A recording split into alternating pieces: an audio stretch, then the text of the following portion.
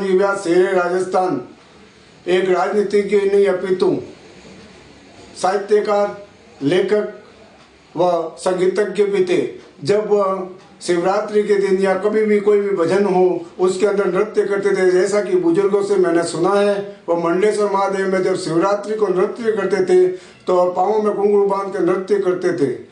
उनके अंदर शिव की प्रतिमा ऐसी झलकती थी तो लोग कह रहे थे कि शिव जी आ गए, शिव जी आ गए।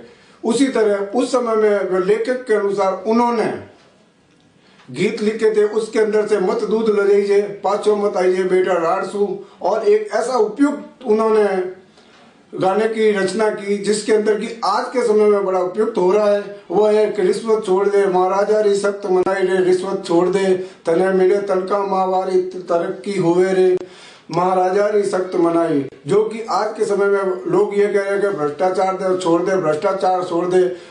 ऐसे शेर राजस्थान जयनारायण जी व्यास जी ने दूरदर्शिता दिखाते हुए मैं उस समय में इस गीत को लिखा था, जो कि आज के समय में बड़ा ही कार्य सिद्ध हो रहा है। जयनारायण जी व्यास जी के द्वारा त्याग इतना था और उनकी दृढ़ता ऐसी थी कि उसको हम सरदार वल्लभ भाई पटेल की तरह लौह पुरुष और राजेंद्र प्रसाद जी की तरह उनको त्यागी कहा जा सकता है। मैं ऐसे शख्स को नमन करता हूँ। शेर राजस्थान अमर रहे, शेर राजस्थान अमर रहे। जयनारायण व्यास जो एक राजनीतिक नहीं समाज सुधारक भी थे। उनका जन्म 1899 18 फरवरी को हुआ था। एक मध्यम घर में हुआ था। बचपन से ही उनको समाज सुधार और कुरीतियों के प्रति हमेशा उन्होंने संघर्ष किया। सर्वप्रथम वो हमारे समाज की स्कूल में एक अध्यापन का कार्य शुरू किया था, जिसके बाद में वो मुख्यमंत्री रहते हुए भी उनको मार साहब के नाम से पुकारा जाता था। सर्वप्रथम उन्होंने जो है ये जो घूंघट प्रथा का विरोध किया और उन्होंने एक गीत लिखा था घूंघट छोड़ दो। उसके बाद में जो है ये बच्चियों को पढ़ाने के लिए स्कूल भी भेजते थे, घर से नहीं निकाल रहे थे। तो उन्होंने एक स्कूल की स्थापना की जो आज भी विदित है, जयनारायण कन्या पाठशाला से नाम से, और वो अध्ययन करती है। और बच्चे आज जो है कई उनकी वो स्कूल में पढ़ के और कई ओहदों पे जाती है, कोई राजनीतिक में जाती है, कोई कहीं जाती है। और वो एक समाज सुधारक थे और ये गीतकार भी थे। उन्होंने कई कुरीतियों के खिलाफ गीत लिखे थे और राजनीतिक में होते हुए भी वो एक समाज के गणमान्य व्यक्ति थे। और आज भी उनको शेर राजस्थान के नाम से पुकारा जाता है। आज मैं उनको उनकी 14वीं अपने 63वीं पुण्यतिथि के नमन करता हूँ। और मैं आशा करता हूँ कि आम लोग जो है उनके बताए हुए मार्ग पर चलेंगे तो उनके लिए सच्ची श्रद्धांजलि होगी। धन्यवाद। जयनारायण जी व्यास बचपन से ही आजादी के आंदोलन के प्रति रुझान रखते थे।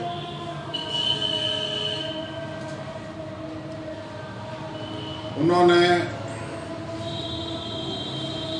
जोधपुर रियासत में ही नहीं बल्कि देश की तमाम देसी रियासतों में आजादी के आंदोलन को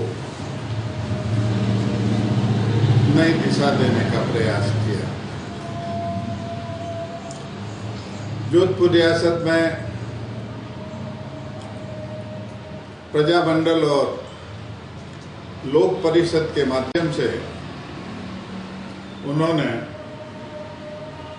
यहाँ के तत्कालीन शासकों को आम जनता के अधिकारों के लिए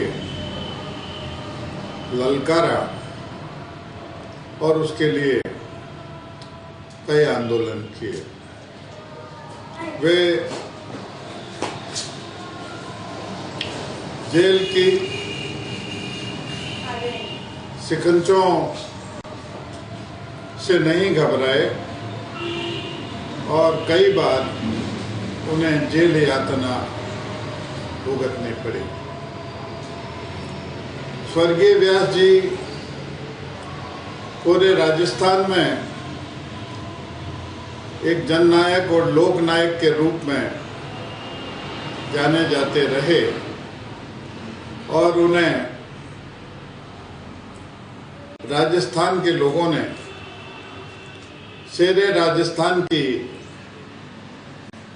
उपाधि से विभूषित किया।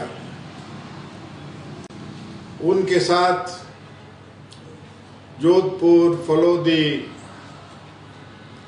और आसपास के कई इलाकों के स्वतंत्रता सेनानी जुड़े और उन्होंने व्यास जी की अगुवाई में आज़ादी के आंदोलन में शिरकत की। उनके जमाने में रणछोड़ दास जी गट्टानी, अचलेश्वर प्रसाद जी, मामा साहब, मानमल जी जैन साहब, भंवरलाल जी सराफ,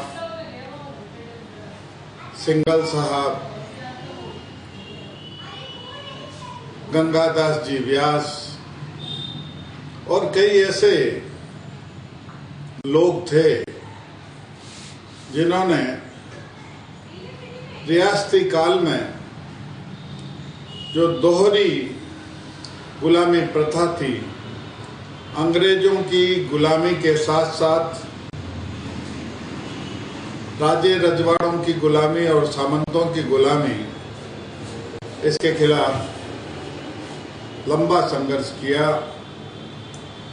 और इसीलिए आज़ादी के बाद उन्हें मुख्यमंत्री के रूप में राजस्थान के लोगों ने प्रदेश का नेतृत्व करने का दायित्व सौंपा। वे मुख्यमंत्री पद के कभी लालायित नहीं रहे और स्वेच्छा से ही उन्होंने इस पद के लिए त्याग भी कर दिया। उन्हें पंडित जवाहरलाल नेहरू के साथ देश की तमाम देसी रियासतों में काम करने का अवसर मिला। वे महात्मा गांधी के सत्य, अहिंसा और न्याय के सिद्धांत से बहुत अधिक प्रभावित थे। उन्होंने गांधी जी से प्रेरणा लेकर के ही आज़ादी के आंदोलन में सब लोगों को सही नेतृत्व देकर के एक अमर स्वतंत्रता सेनानी के रूप में महत्वपूर्ण भूमिका अदा की।